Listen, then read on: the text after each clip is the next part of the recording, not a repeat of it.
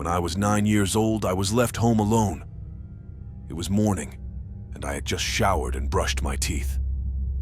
I put on my lightest clothes, prepared a little corner in the living room with a drink and some food, and then turned on the TV to watch something. Suddenly, the phone rang. I walked through the house to answer it. The voice I heard was very familiar and made me feel safe. He asked how I was doing and talked about various little things. A little while later, he said, "I like what you're wearing. Do you like the color blue too?" I replied, "Thanks, but no, it's not my favorite color. What are you planning on watching on TV?" It took me a few moments to realize what was going on. I was only 9, and I didn't understand much. Then the voice on the phone became frightening. It became low, gruff, and frightening. He started telling me all these scary things he wanted to do to me, with lots of details. I froze. My skin was burning and my heart was beating really fast. I had never been so scared in my life. I quickly hung up the phone and called my mom at work. I tried to tell her what had happened, but the words were jumbled. She scolded me for answering the phone and told me to just keep watching TV. I tried to tell her that he knew what I was doing and what I was wearing. I also said I wanted to call the police for help. "There is no need for that. I'm not coming home right now. Just don't answer the phone and watch your TV," she said. And we hung up. I felt very confused and very scared. I felt like he was still watching me. I closed all the curtains and ran around the house, not knowing if I should listen to my inner voice or my mom. All the while, the phone kept ringing. As soon as it stopped ringing, it would start again. Every time the phone rang, I felt an electric shock pierce me. I was trapped, unable to move or think clearly. During the brief pause between rings, I gathered all my courage and dialed 911. "I'm alone, and I'm 9. Someone is watching me and says they want to hurt me," I managed to say to the operator. She was kind enough to try to calm me down, promising to send help. As I listened to her soothing words, my imagination played out, drawing all the horrific scenes I had ever seen. Maybe the man would sneak up on me. Could he be attacking me from outside? I was terrified of every possible scenario. I was so scared I couldn't feel my body anymore. In a fit of panic, I set off the house alarm and ran outside. Once outside, inner fear mixed with a strange relief. My house, once a place of safety, now seemed small, dark, and full of danger. But outside, the world seemed bigger, brighter, and somehow safer. I could hear the normal sounds of life, like lawnmowers and birds, a sharp contrast to the fear the phony instilled in me. Seeing my neighbor with his child made me feel a little more secure. The sound of police sirens grew louder and louder, finally reaching me. It seemed like an eternity before they arrived. One officer approached me, asking what had happened. It was difficult to explain. The words the caller said were either too scary or too embarrassing to say out loud. Even now, I remember how difficult it was to utter those words. "He's watching me. He said he's going to hurt me," I repeated in my baby voice. Then my mom arrived. She decided to come back after everything, but she didn't look for me or talk to me at first. She just calmly walked up to the policeman as if nothing had happened. I watched everything from the door. She decided to come back after everything, but she didn't look for me or talk to me first. She just calmly approached the policeman as if nothing had happened. I watched everything from the doorway, caught between the safety of the street and the darkness in the house. I watched my mom talking to the police officer, trying to make sense of the situation. Then I saw something that confused me even more. My mom was laughing. Here I was, with my face wet with tears, heart pounding, feeling scared, and she was laughing. I couldn't understand why. I quietly moved closer so I could hear better. "I'm really sorry about that. I think she was just scared to be alone and overreacted. I apologize," my mom said. I felt lost.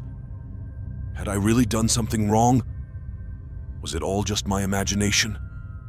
Should I not have called for help? Had I not exaggerated?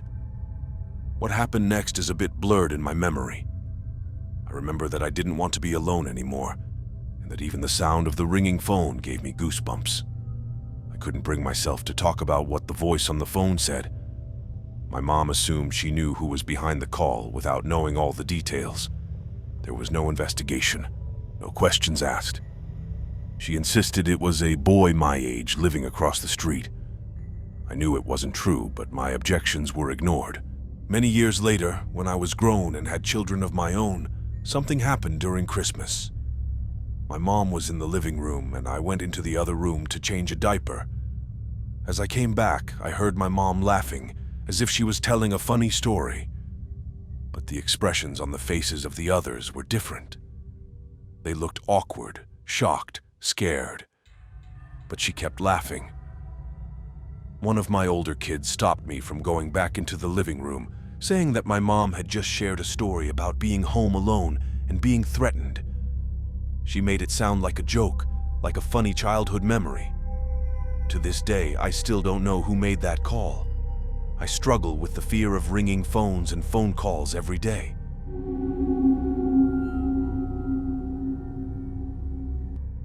I was 17 and had just gotten back from working at the golf course where I had been working all summer. My friend and I had plans to meet up during the day, so around 5 p.m. I drove over to his place. I'm from a small town and it was still daylight because it was summer. My friend lived in a big old house outside of town. On the way there, he called me and said he was out shopping and would be back after I arrived.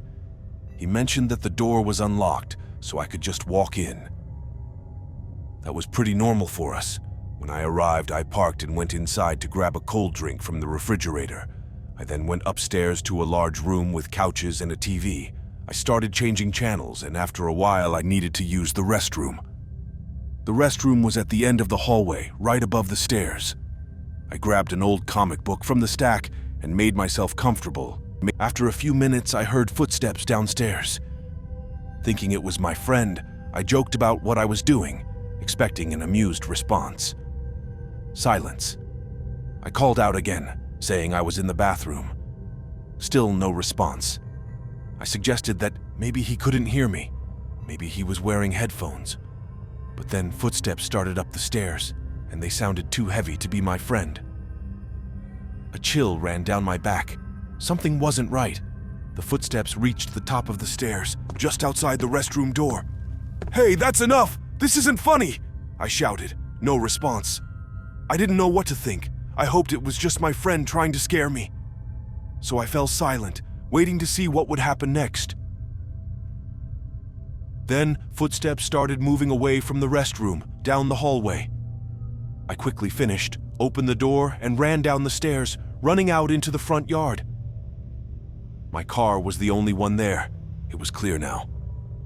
My friend wasn't playing a prank on me. I was all alone. I pulled out my phone to call him, but he didn't answer. The sun was setting, and even though there was still some light, the whole situation made me feel uneasy. Just as I was trying to decide what to do next, my friend's car pulled into the driveway.